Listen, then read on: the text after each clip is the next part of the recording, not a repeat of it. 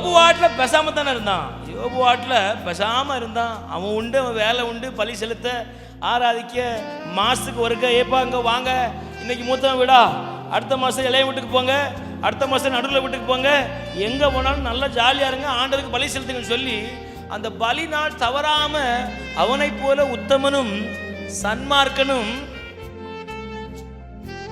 சொல்லுங்க.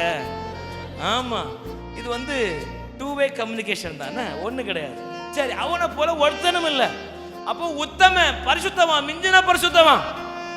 அப்படி இருக்கும் பொழுது இப்படி வாரான் பிசாசு உலாவி ஆண்டவர் சமூகத்தில் நிற்கும் பொழுது எங்கிருந்து வார, நான் எல்லாம் பக்கமும் சுற்றி பார்த்து வந்தேன். இப்போ ஆண்டவர் தான் கேட்காரு, என் தாசனாகிய மீது கண் வைத்தாயோ. இதை நான் போன வாரம் வரை எப்படி புரிஞ்சுக்கிட்டோம்னா, ஆண்டவர் போட்டு விட்டாரு. யோபு வாட்டில் இருந்தான், யோபு வாட்டில் அம்பாட்டில் வேலையை பார்த்துக்கிட்டு உங்களை போல நம்மளை போல ஆராதிக்க வந்தா, பைபிள் தூக்க, சர்ச்சுக்கு வாரோம், போகிறோம், ஜெபிக்கும், இப்படியெல்லாம் போகிறோம். ஆண்டவர் என்ன செஞ்சார்னா, இவன் உத்தமனா இருக்கானப்பா அப்படின்னு சொல்லி ஆண்டவர் தான் சாத்தான்ட்ட யோபுவை கோத்து விட்டாரா அப்படின்னு ஒரு சில கேள்விகளை கேட்டேன். அப்பதான் எனக்கு விளங்கினது, யோபுவை குறித்து சாத்தான் யோசித்தான். இவன் சுத்தி திரிஞ்சு யோபுவை எதையாவது சிக்க வைக்கலாம்னு சொல்லி இவன் யோசித்து வந்தபடினால் பிசாசு என்ன நினைக்கிறான் என்பது தேவனுக்கு தெரியும்.